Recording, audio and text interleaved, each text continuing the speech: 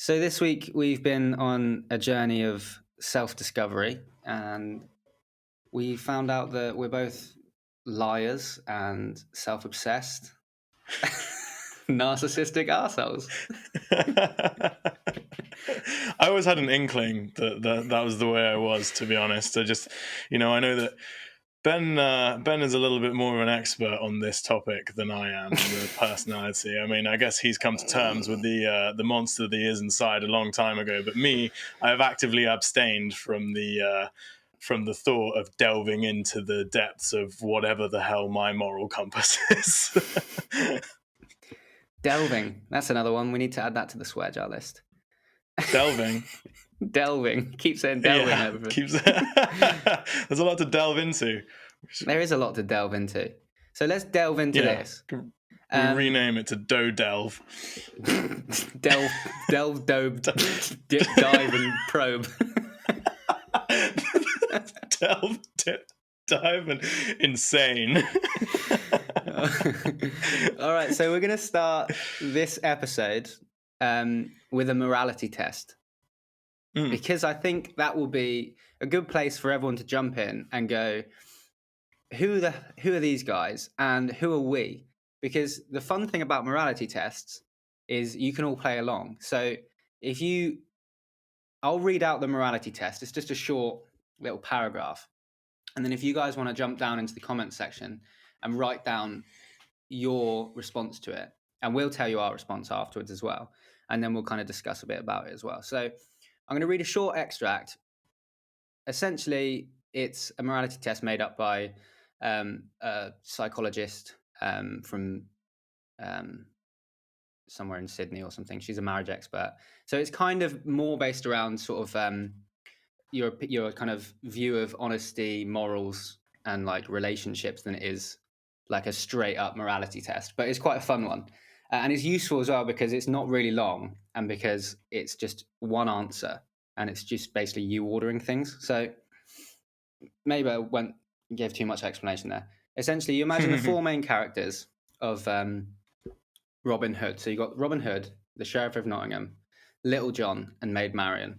Now, for this test, you've got to completely wipe the slate clean of any pre-knowledge you have of the characters. Yeah, no pre-notions or anything about how you know the story of Robin Hood goes or anything. It's just imagine these are people completely separate from that story and then base it off that.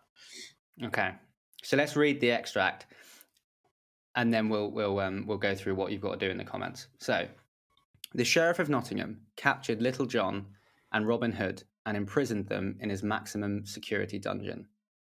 Maid Marian begged the sheriff for their release, pleading her love for Robin. The sheriff agreed to release them only if Marian spent the night with him. So to this she agreed. The next morning, the sheriff released his prisoners. Robin at once demanded that Marian tell him how she persuaded. So Sean Connery making an appearance again. Robin at once demanded that Marian tell him how she persuaded the sheriff to let them go free.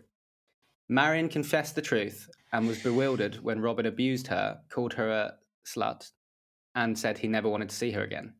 At this point, Little John defended her, inviting her to leave Sherwood Forest with him and promising lifelong devotion. She accepted. Accepted.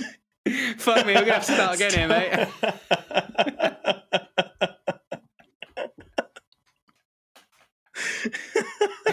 We're going to have to start again. Are you serious? Yeah. No one's going to get the grasp of what we've just said in this whole thing. Oh, God damn it. It's fine. All right, let's start again. Wait, Okay, we're all the way back to the beginning. Yeah, all the way back to the beginning of the episode. Okay. Right, cool. So we'll start the episode as if we're starting with the morality test. Okay. So maybe you start by explaining the morality test because you're probably better at that. Okay. All right then. Cool. You do the intro to the episode. Go. Holy shit! Wow. I wasn't ready for this. Hi guys, welcome to Doe Probe. So much responsibility. Yeah. Morality to test and Test. I can do the reading because I've got it in front of me. Okay. Right. So today, me and Ben thought that we... Oh, for God's sake.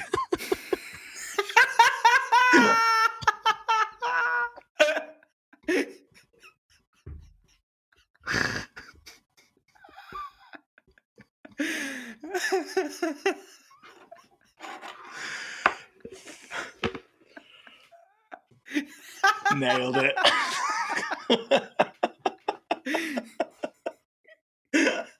Fucking nailed it. Move over, Ben. I'm the host now.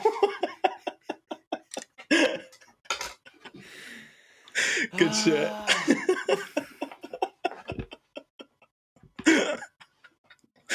Oh, man. Okay, cool. No, dude, I don't know if I can do the intro. Right. Today, morality tests. Morality tests. Stop it. Oh, I'm so alone. My stomach hurts so much. All right, go. Cool.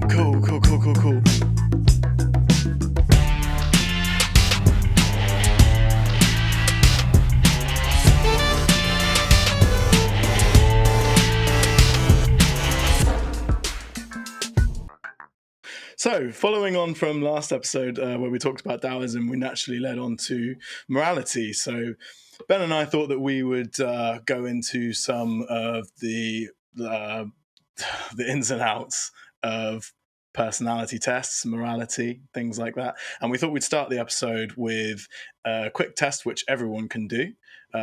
It's only just a short paragraph, which Ben will read to you as he's far more eloquent than I in talking. So yeah, basically it's a very quick paragraph. It's a little story where you essentially will have to order how you think the characters are in terms of who you think is the most moral, all the way down to who you think is the least moral. And you have to forget any kind of preconceptions about the characters in the story, because it uses the characters of Robin Hood. So you've got Robin Hood, Maid Marian, Little John, and the Sheriff of Nottingham. So obviously most of you probably know the story of Robin Hood. So just forget all that. These are just random people with those names. And then Ben will read you the story. And with that, go for it. So, the Sheriff of Nottingham captured Little John and Robin Hood and imprisoned them in his maximum security dungeon. Maid Marian begged the sheriff for their release, pleading her love for Robin. The sheriff agreed to release them only if Maid Marian spends the night with him. To this, she agrees. The next morning, the sheriff released his prisoners. Robin at once demands that Marian tell him how she persuaded the sheriff to let them go free. Marian confesses the truth and is bewildered when Robin abuses her, calling her a slut and saying that he never wants to see her again. At this point, Little John defends her, inviting her to leave Sherwood with him and promising lifelong devotion. She accepts and they ride away together. So, that's an interesting one, isn't it? Yeah. You got a few different ways you can look at that. Yeah. So I think for me, it was clear cut. Like I was very positive in who I ordered where in that. I think everyone is, though. And I think that's what's so interesting about it as a test. So everyone listens to that story and takes from it what they think. I mean, instantly, you know, that's an immoral thing or that's a good thing, you know, straight away from like, so as you hear the act being done, you make a judgment in your head, like that's immoral or that's good. Yeah. And I think maybe because of that, the whole test of it is to kind of stack up where you perceive like what is moral and what is not. And kind of you're the whole way through it, kind of leveling each person and going, you're assigning a little bit of a morality to them and taking a little bit away as they and so you end with a pretty clear kind of picture of what you think is moral and what you think's not. Now, interestingly, everyone I've done this with, because I've done this in school, I did it in A-level English, and everyone I did it with had slightly different answers. Yeah. And even me and you had slightly different answers. Just slightly different answers. Yeah, and it's strange, isn't it? How everyone's kind of got their own version of morality. And it was almost like you heard, like you pick up on different words, different keywords in each act, and that kind of forms the basis of how you perceive it.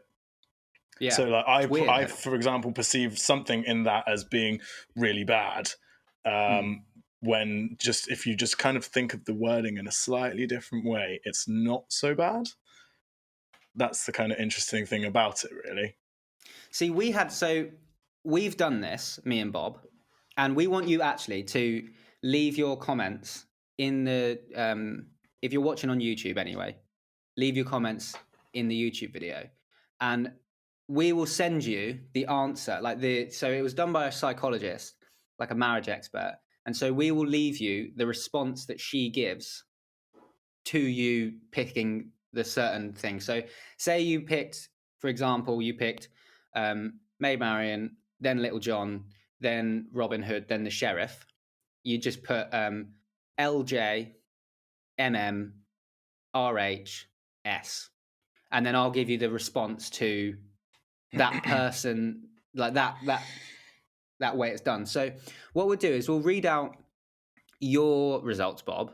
Yes. So okay. Do you remember what your results were to it? I do. And so maybe the facts when of you, the story when you say it, leave your kind of like the reason why you put that person there as well. Okay. So the facts of the story are Little John and Robin Hood arrested. It's not really, for me, kind of like basing a lot of it was like I would like to know why they were arrested. So there's like the way my brain works is I kind of want to know all the story, so it's hard for me to kind of base decisions off of such little information. But given what you have, them being in prison, Maid Marian offering to save them and giving in to the sheriff's request to spend the night with him, I put Maid Marian as the most moral. So why do you think that she is? What do you think was morally good from her, and what do you think was immoral that she did then? I think that while I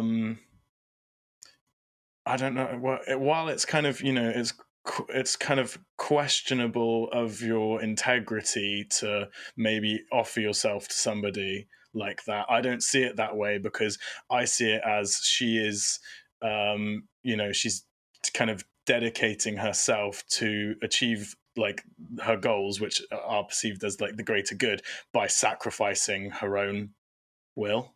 Like what she doesn't necessarily want to go and spend the night with the sheriff. No, of course she doesn't. Maybe she does. Maybe Robin's right. Maybe she was a medieval slut. Maybe this worked out perfectly for her all along. Hey, no, Robin Hood called her that. Look. I didn't come up with that. You just stuck medieval in front of it. Yeah. Marion, you medieval slut.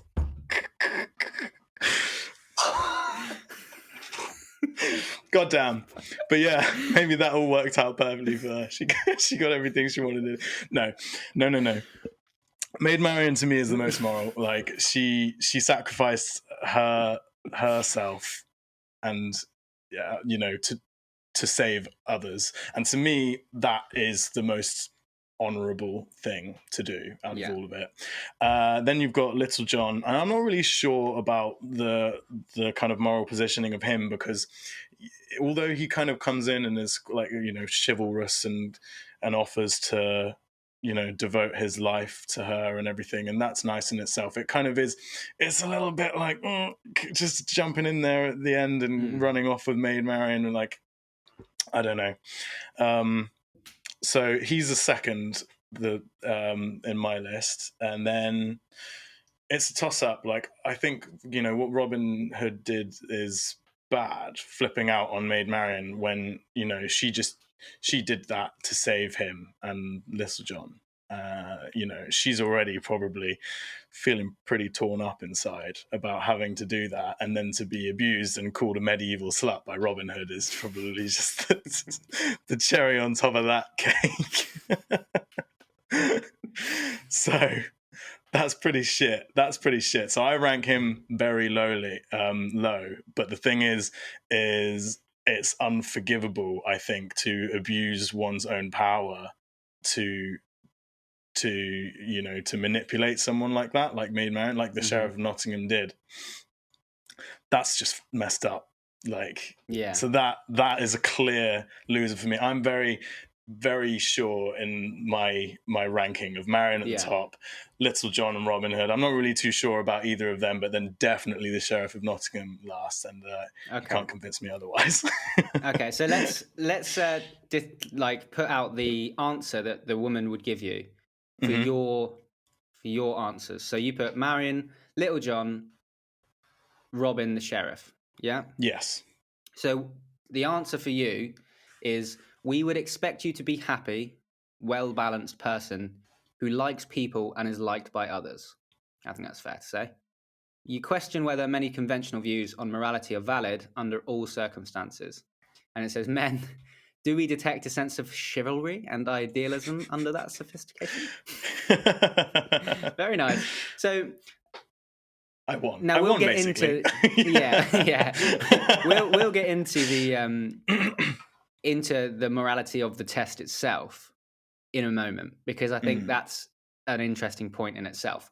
But so my reading of it when I first did it, so as someone that's already done it, it's hard for me to listen to it again and do it again. So when you ask me my answers for it, it's very hard for me to say, I think this or that, because I've already done it. So when I did it in A-levels, I put Marian, Little John, the Sheriff, and then Robin. And I think the reason I did that is because at the time I didn't really think of the Sheriff as doing anything wrong. You know what I mean? Like where you're saying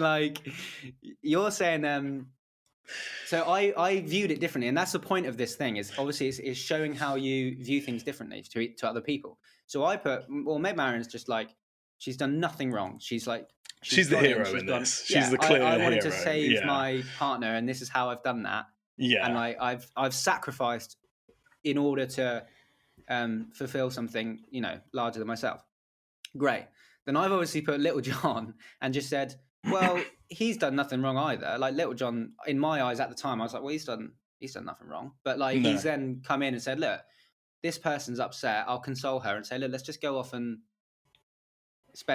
get away from here, because this is horrible around here. You don't want to be around here with all these people like the Sheriff and Robin. And so I'll show you some tricks I picked up in the maximum security dungeon, Marian. Yeah, literally. Don't drop the soap. And and then I perceived, for me, I didn't really think of the Sheriff as I was just like, well, he's been an ass by doing that, but then he's been honest and he said I'll let them go if you do it, and then she's done it, and he's like, yeah, go, yeah. But then he's at least been like, yeah, cool, thanks for that. You can let him go now. And then obviously for me, he kept to his word. Yeah, exactly. He kept to his word, and the biggest betrayal for me is Robin going, having had something done for him, being so ungrateful is for me. That's how could you do that after someone's done that for you? Put themselves out there to that extent for you. Yeah. And, I can see that. I see that the same way. That definitely put me. Yeah, he that's bad. That's bad. Yeah. So my results were this. And like I say, if any of you have already got these same answers and you're female, there's different answers for male and female. So still leave the comments down below, and we'll give you the thing back. So mine was Marian, Little John, Sheriff, Robin. That is, you're essentially a contented person, even if you consider yourself a little superior. You're moral by your own standards, for you believe that morality is what best suits the occasion. And it says, men, you are sexually uninhibited.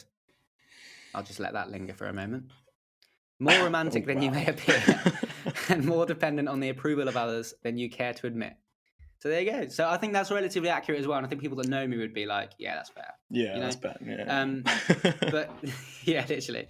It's definitely accurate for what I was like when I was 17 and when I did the test. Yeah. Maybe I've been, grown a little differently as I've got older.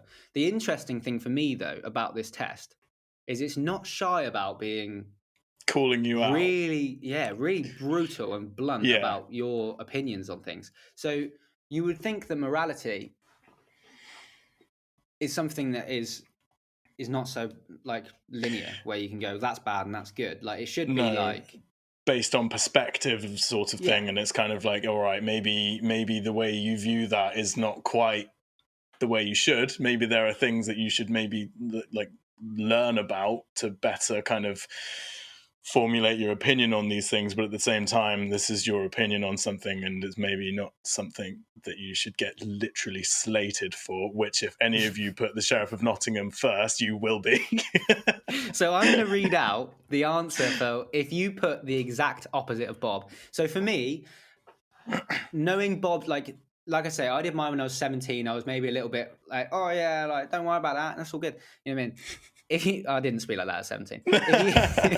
Sheriff's a lad. Sheriff's a lad, mate. He's cool. He's been honest, mate. He's good. He's kept his own. If you take in, so Bob's obviously gone. I think you've got the most kind of. It makes sense. Your one. You can. Yeah. It stands up to criticism. Your one. Yeah. I agree. And like I say, I've seen people have all the answers in completely radical, Someone's like all over the place. People just pick up different things, but. And if there's anyone out there now listening to this who has put the exact opposite to Bob in the answers, just turn off the podcast now, because you're going to be upset by the next thing I say to you. Don't comment. Don't do it. Don't do it to yourself.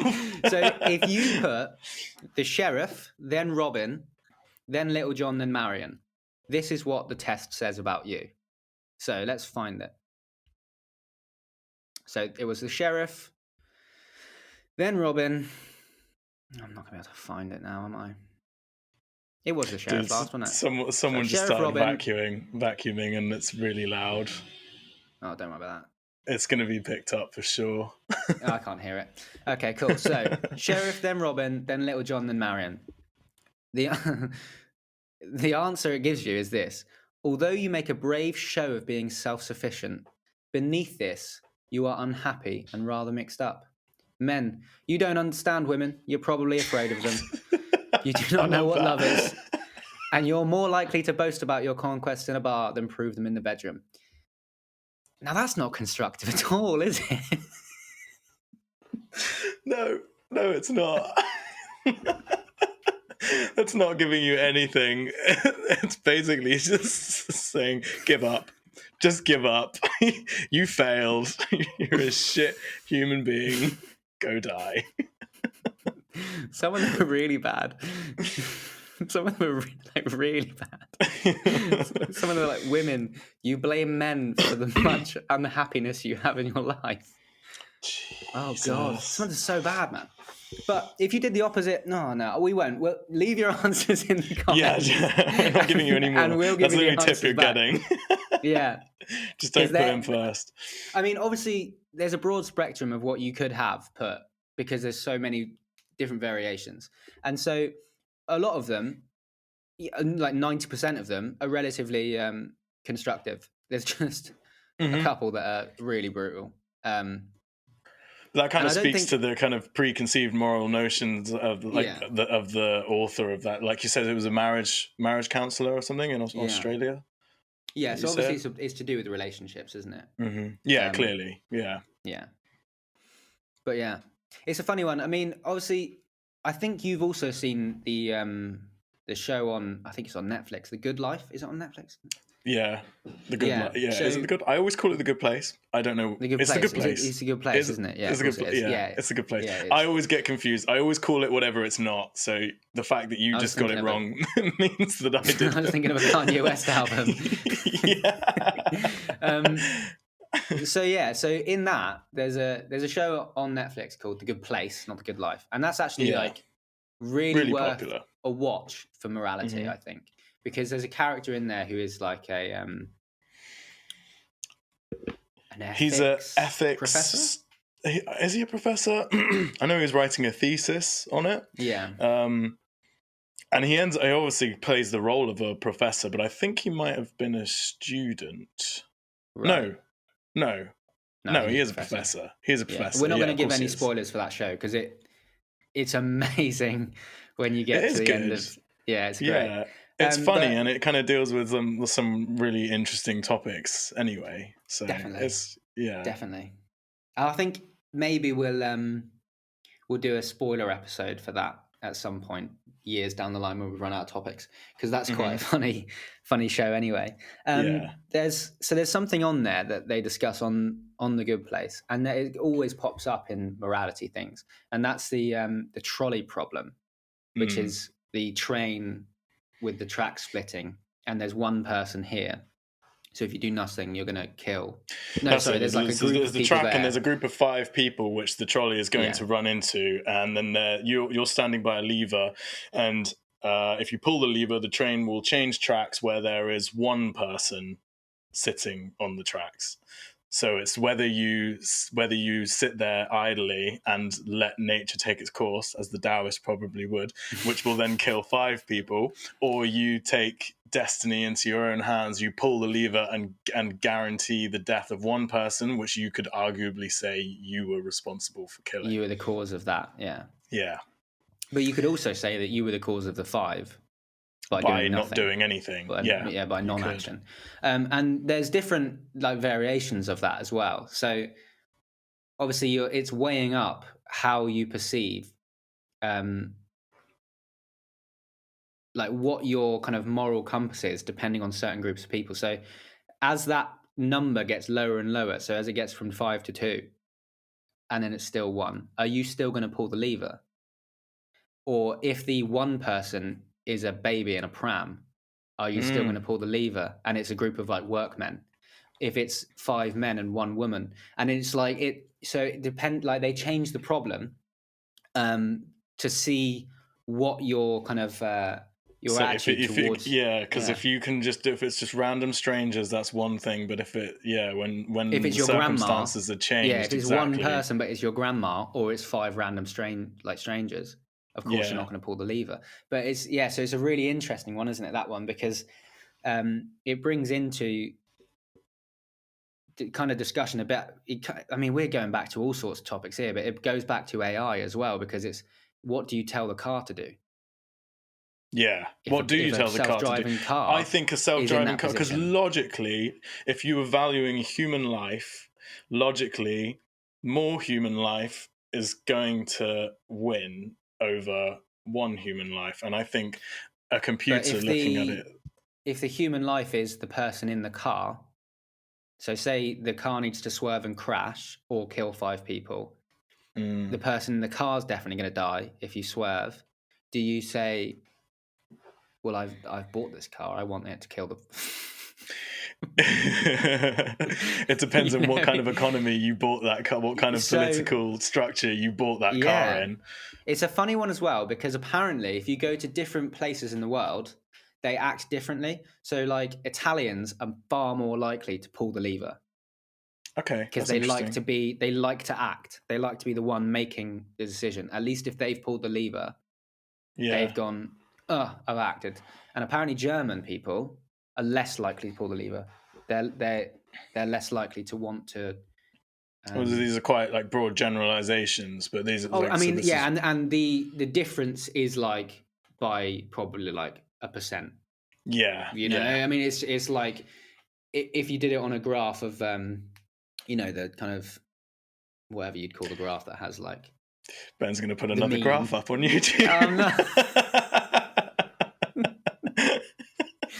The bell curve graph. If you had a bell curve graph of like the average response, and then obviously as it gets less and less, it goes out.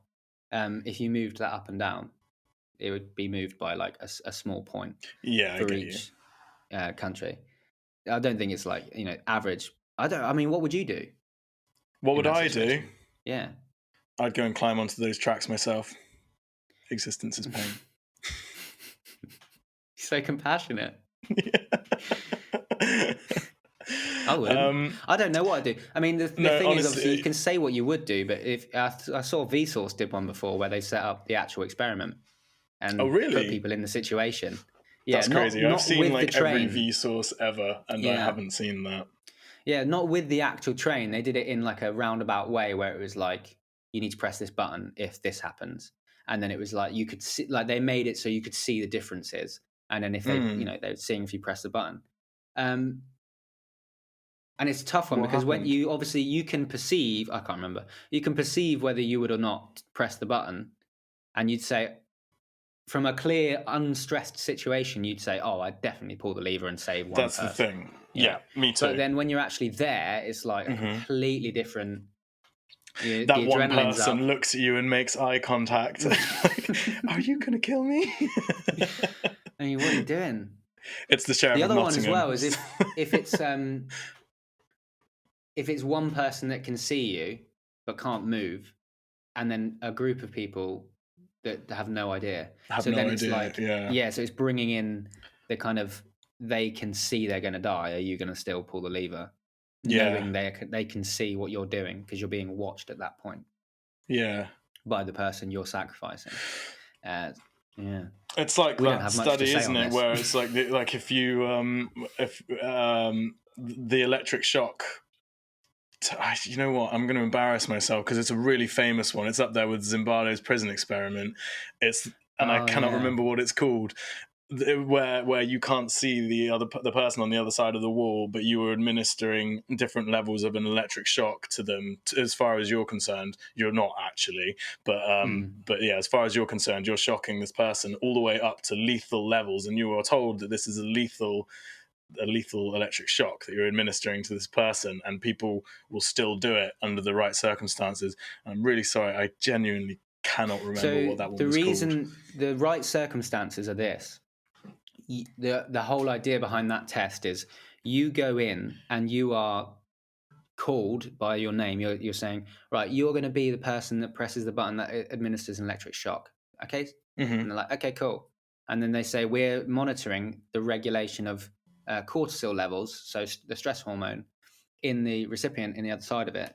Now they they make it even worse because they will give you an audio feed of the person you're administering the shock to. Yeah. But because there's someone sat there in a lab coat and it looks all professional, you're basically, it's how your morality is affected by the presence authority of authority, and by you're kind of validated by the fact that you're not doing this like alone. It's all kind of monitored, regulated. So it's kind of like you've given up responsibility because they told me to, Whereas if it was you left in the room alone, you would not keep pressing that button because you'd hear they were in pain. But because there's someone with authority and you feel that they have the responsibility, not you, your moral code seems to just fly out the window for some reason. Yeah, exactly. It's interesting that kind of goes into that like pack mentality thing that I was briefly wanting to talk to you about before, where people's basis for decision making can be so wildly affected by the position they're in, who they're around, and it's a belief that I've always held on to, that in their own minds, no one ever really sees themselves as the enemy, the bad guy, like the immoral person. So they must have, there must have been some influence for them to reach that point when everybody else as an outside observer is looking at that person thinking, how could you ever believe that you were doing the right thing in those circumstances? But yet to them, I fully believe that they are. Whether or not people are born moral creatures or not is up for debate. I'd say probably more likely they're not, but we learn some kind of morality as we grow up. But I think everybody in their own mind sees themselves as doing the right thing. Well, morality is it's nothing, is it? Really, it's the whole idea of it is basically, how do you thrive in a society? Essentially, is your body telling you, or your brain telling you, act this way to fit the societal structure so that you can continue to be not judged as an outsider, is in order to basically stay in this society. So if you know, the reason they call it like antisocial behavior is because it's like behavior that's opposing to the societal morality. So you're like, if you lived in a society where everyone just stole everything from each other, but it was just considered, it's just the normal. way the things are. Yeah, you know, oh, everyone just, I mean, I wanted it, so I just took it. Yeah. Okay. You know, but if everyone's doing it, it's just like it wouldn't be considered immoral, but it's only considered immoral because we live in. I mean, it's pretty fundamental around all societies, but it wouldn't necessarily be in. Which is why I guess you come up with so many kind of conflicting views on morality. So, like, I know that one of the things that the Good Place goes over is the categorical imperative, which was Immanuel Kant's like belief, which is in the very first episode. So there's no spoilers or anything, but in fact, no, I won't actually go into the plot at all. I'll just talk about what the actual concept is. Basically, stating that like lying, stealing, cheating is never justified according to Immanuel Kant's categorical imperative. You can never justify those things, but that causes problems because if you look at the doctrine of double effect, you've got that states that if you act in a way that causes like a negative impact on someone or could be perceived as immoral, you're kind of justified if your initial kind of your primary intention was morally sound, which are two completely conflicting ideas. Which, of course, is going to happen when you're dealing with something which is kind of unquantifiable and immeasurable as morality, which is basically formed off like your results were for the Robin Hood is kind of like your morality is based on a situation by situation basis, as I think it probably is. I mean, it is for everyone, because even if you took Robin Hood and took that morality test away from it, and you said Robin Hood, if you're saying stealing is considered completely immoral in all standards. Well, if someone steals from rich people to give to poor people and everyone in society says he's a hero, then... Is he? Yeah. Is he? Because apparently, according to this guy, he's not. And it's the same with, like, if you're lying to save someone from feelings. Pain. Like, is it then considered... I mean, there's actually Jordan Peterson, and I know he's quite controversial with some people for some reason. I don't really know why. But it makes no sense. He is, isn't he? I know. It's like, why is this guy so controversial? He's just talking like standard stuff. But so he has, like, in his book, he's got a book called like 12 Rules for Life. And one of his is like, tell the truth, or at least don't lie. And he makes the distinction there where it's like, tell the truth is a rule for life. But he says, at least if you can't tell the truth, don't lie. So it's like, he's saying his idea of this is his rules for life are kind of going back to that back brain, front brain. He says that he's got a judger in his brain. So he's got someone, or part of his consciousness, he has his speaking front where he sits there and rabbles on, and he's got someone like constantly sat there judging everything he says, saying, no, that's not true. Or, and it's essentially telling him what to say and what not to say. And he knows that if he listens to that and says, no, I'm not going to lie, because... He's got a Neuralink. That's all it is. No, he doesn't have a Neuralink. Damn it. Jordan B. Peterson beat me to the front of the queue. After I asked you, I begged you, Elon. He is quick. He is quick speaking, though, so maybe he does. It's a funny one.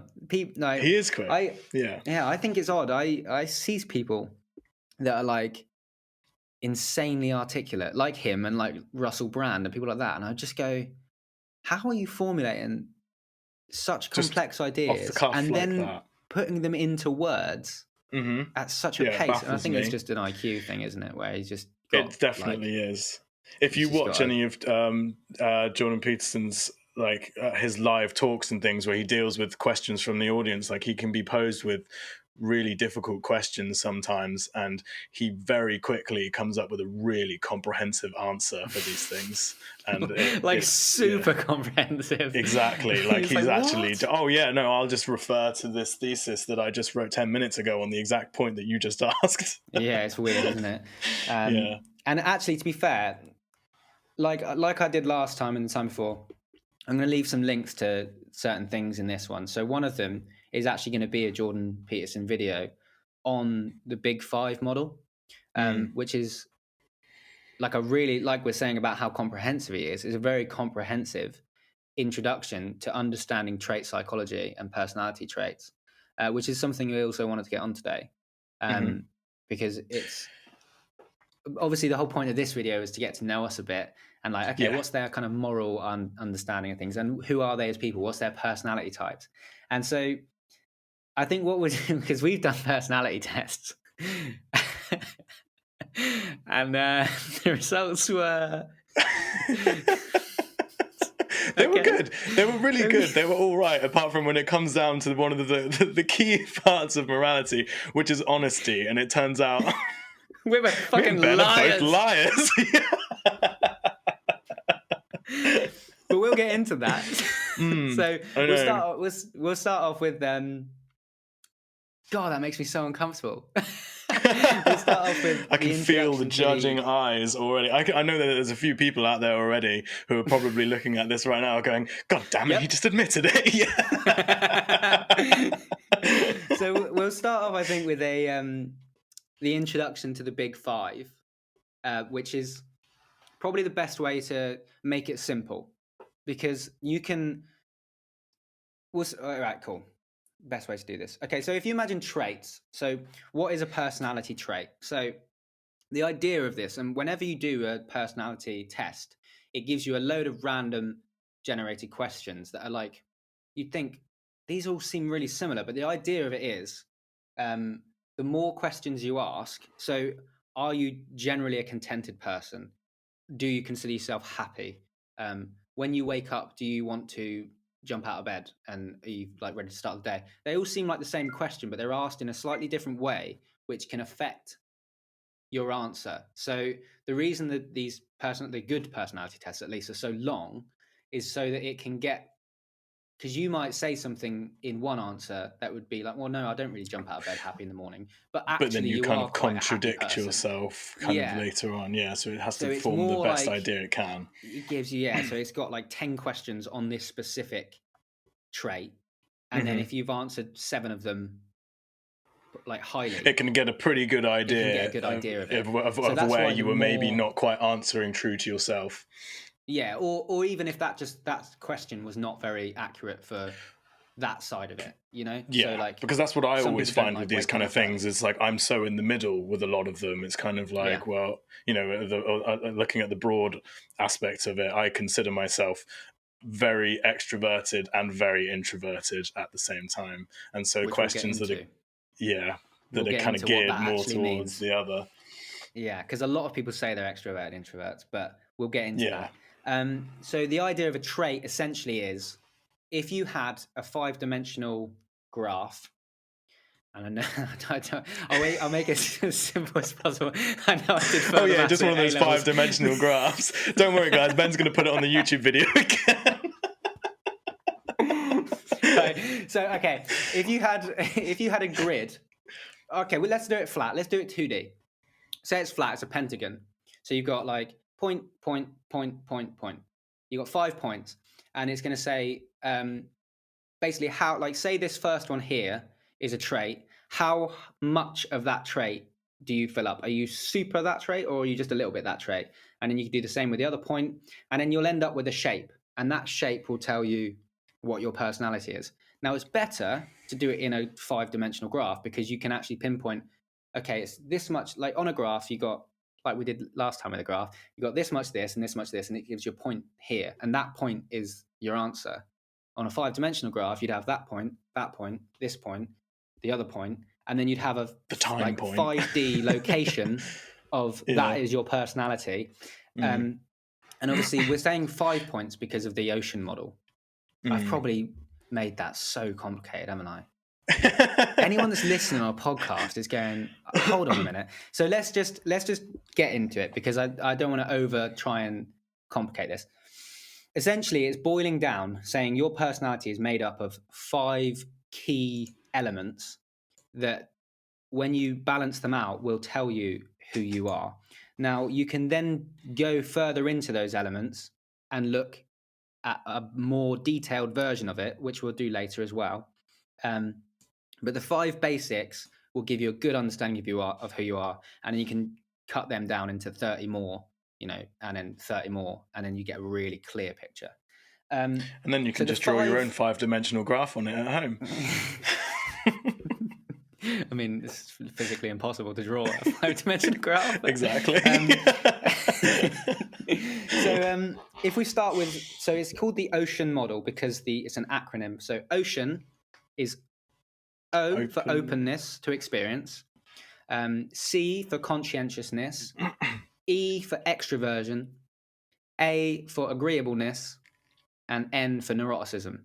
So openness first, O, openness to experience. That is how much you are, kind of creative and you find things interesting.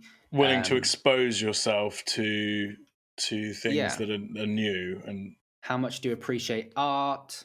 How much do you like reading books? When like a good example would be someone who's high in openness would be when they meet someone would instantly be like, oh, I want to know who this person is, and kind of get an understanding of the things that interest them, see and the then value talk to them about those things, and and what they can learn and what they can gain and experience from this person. I've heard that openness to experience is one of the traits which is most associated with having a higher IQ.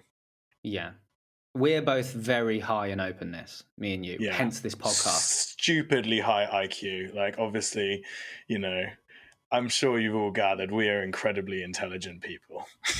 Well, I mean, the funny thing with IQ is we'll do a little side thing here for IQ, because the thing with IQ is, if you imagine that like a trait, it's only got one dimension.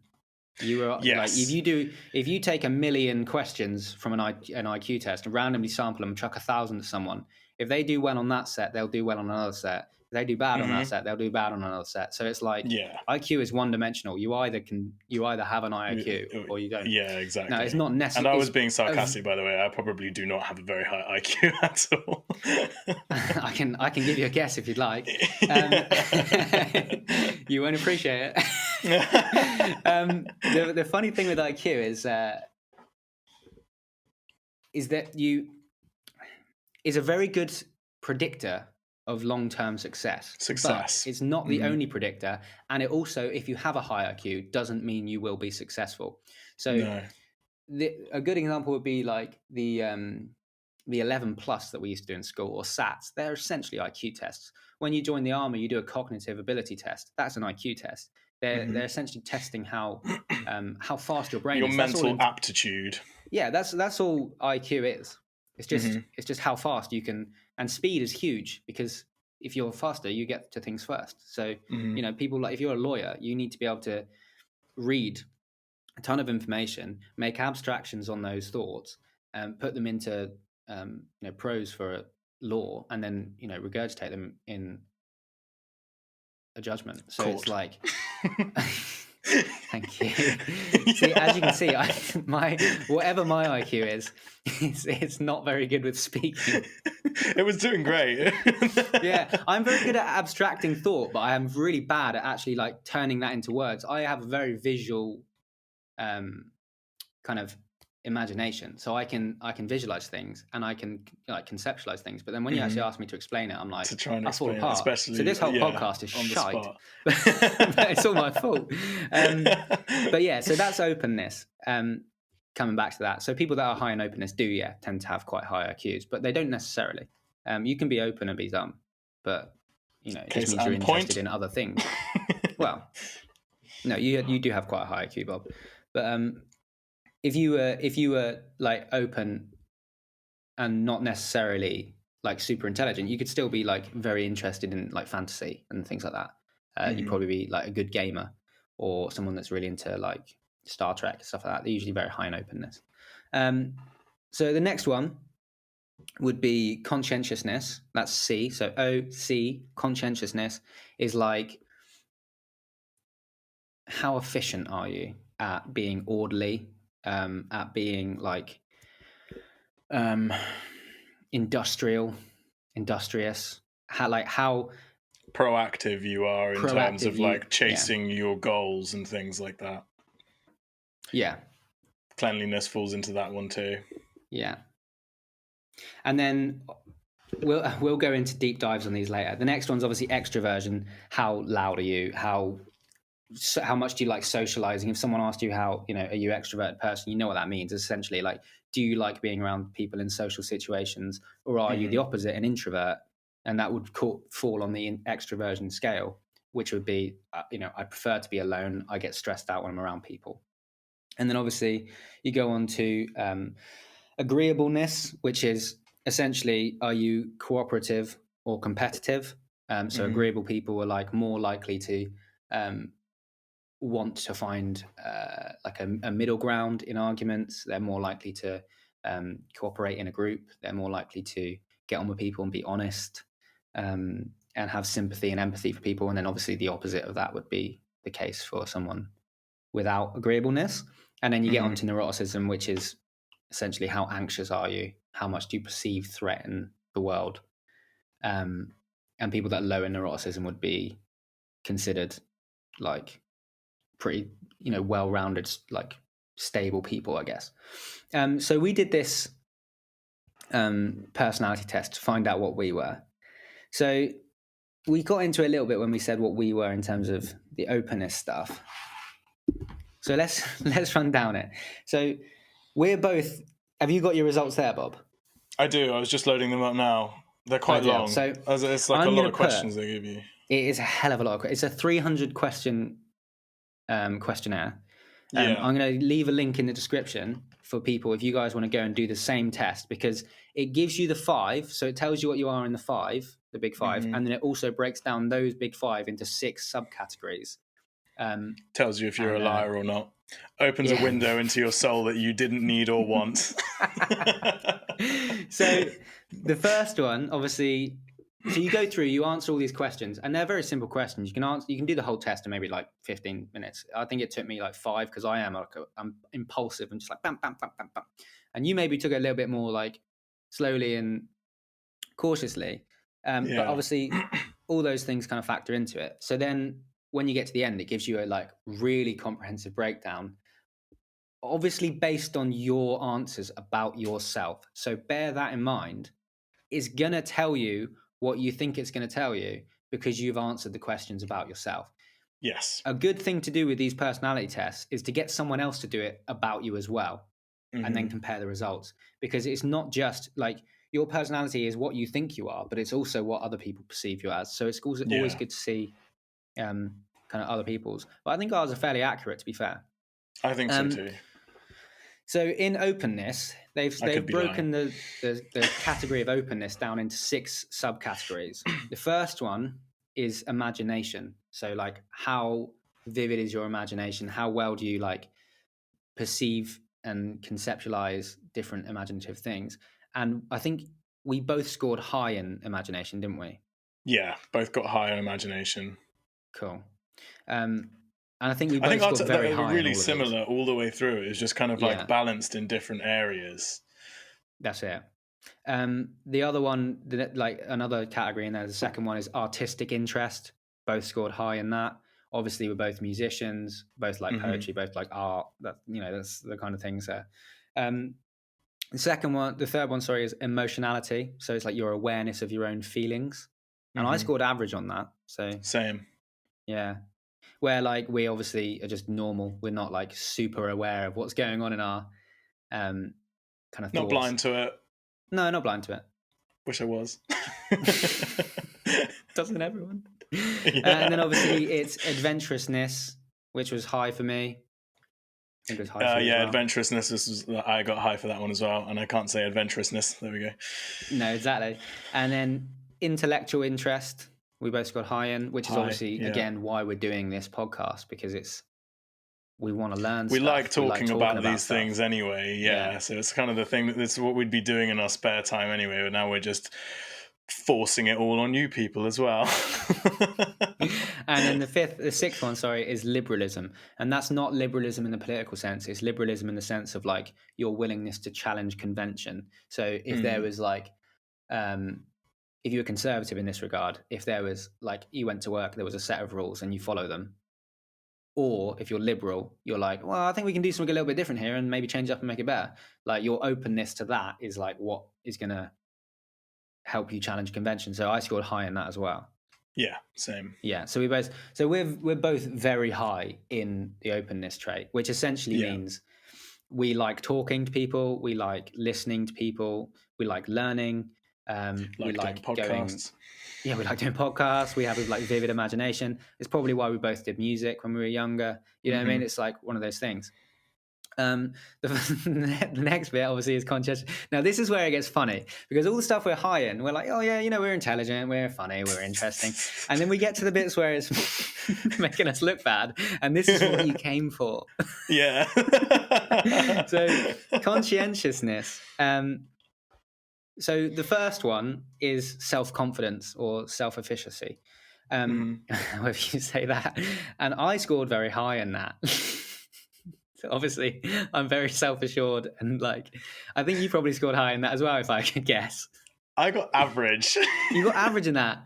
Yeah. I would have assumed that you'd be super high in self-confidence, because I was. No. But the next one is where it really stands out, which is orderliness. Orderliness. So like, yeah, we both scored low in that, didn't we? Low. And if there were an even lower score, I would give myself that one. That's essentially like, how clean is your room? Yeah, this. Like, if you guys could see what is actually the other side of the camera right now, I'm not even joking. It's actually hilarious. Yeah. I have literally just made this side of my bed. What? Just the one side, just for the literally. It's all I need for the camera shot. Yeah. That tells you everything you need to know about me. The next one is dutifulness. So I scored average on this. What did you score on that one? Dutifulness, average. Yeah. Average, yeah. So that I thought yours might be higher than that on mine, because obviously you've, in your Robin Hood morality test, put that it comes out as you're like quite dutiful and stuff. But I'm trying to think of what questions they asked that would have been trying to ascertain that result. It's a tough one, isn't it? I don't know. I mean, I guess all the questions about imagination and artistic interest are quite obvious. As like, do you like art? Do you like music? Whereas like for some of these, they're a little bit more nuanced. Maybe it takes part of the other questions and like puts them together to make a guess from it. Yeah. I mean, dutifulness would be coming under kind of would you perceive this as morally good or morally wrong? Because there's questions like that in there as well, isn't there? Yeah, there are on crime and things. Yeah. There's a lot of crime questions. Yeah, loads of crime questions. Mm-hmm. Yeah, and then the next one's achievement striving, which I scored high in. Yeah, which makes sense. Yeah, you definitely are a striver. I mean, this whole thing just called me an asshole, basically. Yeah. The next one's self-discipline. I got average. Yeah, that's low. What did you get in that? For me. You got low in that. Yeah. That's why your bet's only half made, mate. Yeah, that's why a lot of things, man. And then cautiousness, I got low. I got fully low because I'm not very cautious. I'm very impulsive. I have zero caution. Yeah. I that's expression. Throwing caution to the wind is how I live my life. I just have no fear of anything, I guess. Like, no, me neither. I don't know until it's already happened. I'm like, well, that might have been a bad idea. Weird one. Now, extroversion is obviously a big one. Now, I scored high in extroversion. It's a funny one because I would consider myself, like many people would say, I'm an extroverted introvert, where like I like my own time. But the reason that happens is because of the way that it breaks down. So you can be extroverted and also be introverted, because you can be highly extroverted in some things. So like the way that it's broken this down is friendliness, gregariousness, assertiveness, activity level, excitement seeking, and cheerfulness. So friendliness, I scored high in. Gregariousness, I scored lower in. So it's like when I meet people, I'm friendly, I'm happy, but gregariousness, or like how stimulated you are by others, I scored low in that. So it's like when I'm friendly and I'm a chatty person and that, and I get on with people, and I like being active and I like being cheerful and all these things. I'm quite assertive, quite like dominant person when I'm with people. But then like the gregariousness side of it is low. So it's like I kind of retreat from people I don't know so much. You know what I mean? Where I'm like, ugh. Not It's funny that, but like because I don't know. identify I with like what you're having a saying deep as conversation. well. Yeah. But for me, I scored. So I got average friendliness and high gregariousness. And Yeah, I'm but not you are more sure. stimulated by others than I am, I would say. What? Sorry. You're more stimulated by other people than I am, I think. Yeah, maybe. But I got high cheerfulness, and I'm not overly sure the distinction between cheerfulness and friendliness. I guess cheerfulness would be your kind of like positivity Overall, and kind of, and which your I guess makes more friendliness sense, would because be, I consider myself a friendly person, and I think that most people that know me would. But I guess cheerfulness is probably more. You're a positive person, definitely. Yeah. But I'd also, you are very high in friendliness. I don't know why that's average. Test You said doesn't that's lie. average. It's not low, is it? Odd. It's not low. No, it's average. But No. I think that's probably just a few questions here and there, though. What was your assertiveness in there? Was that high or average? No, average, which I think is about right, because I don't like I'm more than happy to take charge and control the flow of lost my words, but like to take control of a situation, but I don't like forcing that on people if I don't have to. Yeah. I'm quite happy to take a back seat and let things go the way that somebody else may, as long as I don't have a problem with the way they're doing things. I don't see any need to be assertive. Yeah. I don't But know when it comes down to it, like if I do need to be, I have no problem actually being like I consider myself an assertive person, but only assertive under the right circumstances. Yeah. See, I'm usually the loudest person in the room. Yeah. I have to care enough. I think that's what it all comes down to. I have to care enough to want to be assertive. That makes sense. Yeah, that makes sense. Yeah. Whereas I just brash and loud for the sake of it. I think that's probably why I became a singer. So obviously the next one would be the agreeableness bit, where I scored really low in all this stuff. Like I did not have a high in any of the agreeable stuff. I don't know if you did. Did you have any highs? Yeah, a high trust. Honesty is the big one, which was low. So trust is your trust in others. So that means you're very trusting, not that you're trustworthy. I am. I always see the good. Yeah, exactly. Not trusting. Yeah, exactly. I had to make that distinction. Well, because immediately after, it can't be like, oh yeah, really trustworthy and then really dishonest. Yeah, no. So it's how trusting are you of others? So when you meet people, do you are you trusting of them? I'm very trusting of other people. I always see the good in people, and it's like no matter what evidence I'm faced with, I kind of see I see past that, and maybe that's a bit naive to other people's ways, especially as if my honesty is low, and yet I see other people as having a high degree of honesty. I have no idea what that says about my own vision of myself. Yeah, see, my trust was average. Yeah, my trust was average. I'm pretty I'm on the scale of earn it. You know what I mean? Mm-hmm. With most people, so I could go either way. I don't not trust people, but I'm just we'll see, I guess. You know? Yeah. I also altruism. I got average. That's helping others. So I tend to try and if I'm in a position of power where I can help someone, I'd try and do that. So that's average. If I'm writing a rota for work, I'm going to make sure that everyone's looked after. But I'm also not I don't know, starting charities and stuff, you know? I guess that would be high altruism, wouldn't it? Yeah. And then I got high altruism. Average. You got high altruism? Did you? Is that because you put all the questions about homeless people? What did you put for that? Were you I like them, yeah? Yeah, I do, because I do. Yeah. I feel like I do possibly consider those people maybe more than like other people I know do. Yeah. I don't act on it, but I think about it. Yeah, see, that's the distinction I made, is I think Yeah, about it, but I was like, but I never do anything. So I was just like, yeah.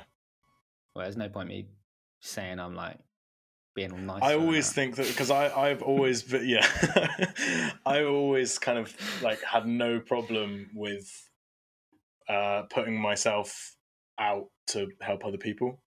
Yeah, Like that's I've fair. always That's kind of fair. done, yeah, kind of like not really thought about things that are detrimental to myself, as long as I definitely like to please other people more than please myself. You think? Hmm. Yeah, fair. We'll discuss this after the podcast. But you could take everything I say with a pinch of salt, because my honesty is fucking low. Yeah, that's the thing. Honesty. We both scored low in honesty. Mm-hmm. Now, I don't know what questions they got from that, but I think the idea is the reason they've put honesty as low is they're looking at that as like how would you manipulate others, as opposed to like how honest are you. So it's more like if you if you were like in a position where you had information, how would you use that information? So it goes back to that tell the truth, or at least don't lie. We're probably more on the fence of, well, at least don't lie. You know what I Yeah, mean? So yeah, we're just yeah. like, well, we'll say what we need to say. You know what I mean? That's what it Moral says by in our the own standards. description for that. Yeah, like I can't remember when I've got the actual description it gives for honesty, and it makes it sound maybe not quite so bad. Yeah, because when you first see it, it just says honesty low, and you're like, Yeah, exactly. what? Low scorers believe that a certain amount of deception in social relationships is necessary, Right. Okay. which I think is fair enough. I think it is. Maybe that's a problem with us. Yeah. We think that's fair enough. um, Modesty, I scored really low. Modesty, yeah, Yeah. So same. apparently, I just think really highly of myself. Yeah. I I was mean, why honest wouldn't? about that though. I remember there was like Why? questions like, "Do you see yourself as better than other people?" Yes. How could I not? Yeah. Do you Modest. see me? Yeah. Oh God. Anyone who's got this far into the podcast is sat here just judging us so much. I don't think anyone's going to make it this far. We've just Yeah, I know, dissected ourselves. this has been a boring episode, isn't it? Yeah. And then obviously the next bit is sympathy, and I got really low for sympathy as well. So apparently I don't. I believe that. Brutal. Yeah, I got high for sympathy. Did Sympathy. Mm. Yeah, but that's just me feeling sorry for all these people that I'm clearly better than.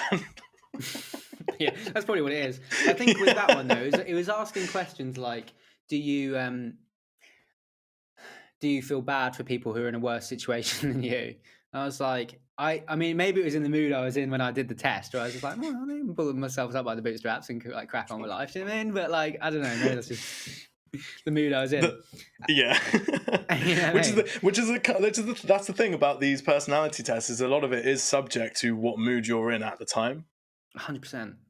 Still worth doing though. Yeah, we'll give you a general idea if you are. Still worth doing, but it's like a multi-billion-dollar industry which is used by schools and companies, and like people use these to, schools will use it to decide what kind of career path that kids should go into, and I'm not sure about that, because there's something to say about the accuracy of these things. I mean, objectively answering questions about yourself is a hard thing to do. Like you say about having somebody else take the test for you, it's hard to look at yourself honestly. I mean, okay, so it's easy to lie. It's easy to lie to get the result that you want, because with a lot of these questions, you can see what they're gearing the question towards. If it asks, like, there's a question that says, how accurate is this statement? I'm always prepared. That was in the Big Five. Yeah. Test. So it's like there's almost like a clear like notion that you you should be picking the one that's always prepared, because it's like, as people, we aim to please, and it's like it almost seems like that's the right answer. So it's easy because like you see that and you spot that subconsciously, and it's easy to lie and say, yeah, of course I'm always prepared.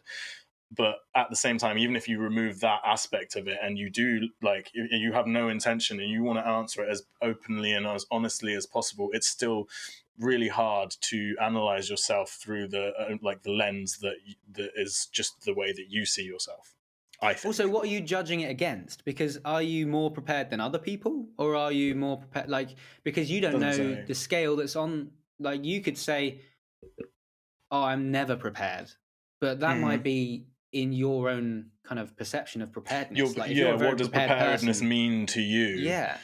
So I might feel like I'm never prepared, but if I go to someone else and they're doing something just completely like backwards and all over the place, I'm like, oh, Yeah. I didn't think I was very prepared, but this guy's like way out there. Do you know what I mean? So I guess it's like, is your perception of your personality test rather than your personality test. Which kind of, I'm not sure that it should hold as much sway over people's lives as it does.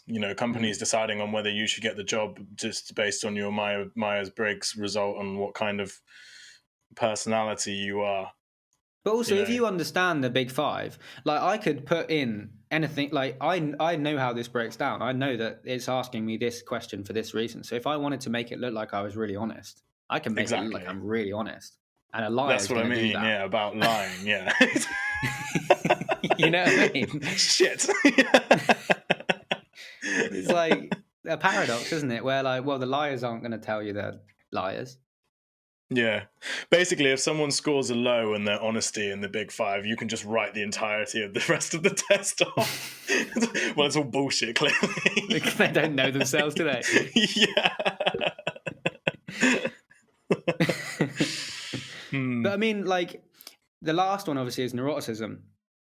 And I scored really low in this because I'm not a neurotic person.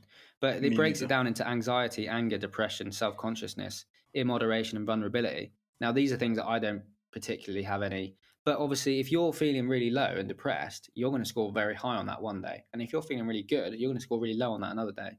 So again, it comes around to like, because it's going to be different every time you do it. You're never going to get the same scores. No, of course, because everybody gets down and things, and then they're going to have higher feelings of anxiety and then possibly answer the questions in that test differently. Yeah. But that deals with like your depression and vulnerability and things as well. But I do think that both you and I are like personality twins.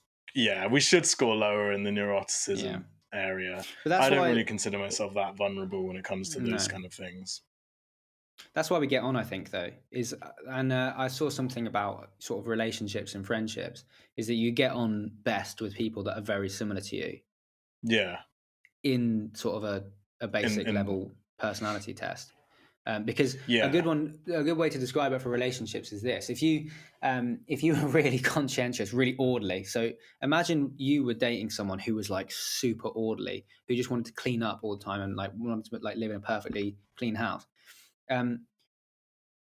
Orderliness, you can imagine it like this: like you perceive the room as dirty, and it triggers you to go, I want to clean this place because it's a mess. And so you don't even have to be much more orderly than the person you're living with.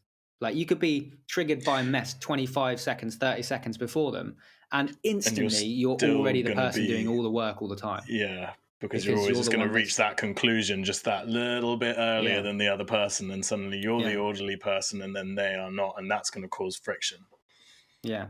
And like if you're like super conscientious and the person you're living with is not, then they're going to perceive you as like just an absolute like nightmare to live with. Like, oh, they constantly want me to clean up. Like it's fine, it's not that bad. And they're going to look at you as like a complete slob. You know what I mean? Yeah. Like, oh, why is this? How could you be like this? How could you live like this? And so you need to find a partner that's very similar to you, or at least close enough that you can get on. There's obviously you need a little bit of difference in aspects of it. So say you're both high in conscientiousness, but one of you is higher in self-discipline and the other one's higher in like achievement striving, then you'll both, you know what I mean, you'll both drive each other to do different things, and then you'll both like be able to grow and like achieve things together. If you're exactly the same, you know, you'd probably be all right. But like if you're completely different, like if one of you is an extrovert and the other one's a complete introvert, you're going to be constantly fighting about the amount of times you should go out. Yeah, exactly. Because if that one person is like gaining energy and thriving off of the social environment, and the other person is actually like, you know, completely out of their comfort, like hating the fact that they're like surrounded by that kind of energy. If you're talking extremes. Yeah, I mean, imagine it like this. Imagine like you met someone and you liked them on all the other criteria, but then you were someone that was interested in like talking about things that you found interesting and like intellectual concepts and stuff like that, and then they were just like completely disinterested. Like, I don't care about that. Do you know what I mean? It's like then suddenly you're like, oh well, they're not interested in things I'm interested in. So your openness is in different areas. It's different, you know? yeah. So it's all about finding people that kind of match up with you enough that it's like it works, I guess. So yeah, it's a funny one. I mean, but that's I think why like best friends will probably usually be very similar. Similar in the fact that it's like it's the same categories. So like extroversion and agreeableness and things, but then having maybe like slightly different balance of the sub traits. Yeah, exactly. Like we do, it's kind of different areas, but mostly the same. It's probably like the recipe for a perfect podcast. Yeah, and this was not that one. Right. Anyway, I think that's probably the best place to wrap it up. I'm going to leave some links in the description. Truity.com for the personality test. Leave your comments for the Robin Hood test down below. We'll give you the answers. All the normal links in the description to social media. Give a like on the video if you're watching. And yeah, we'll see you next time. Thank you very much, guys.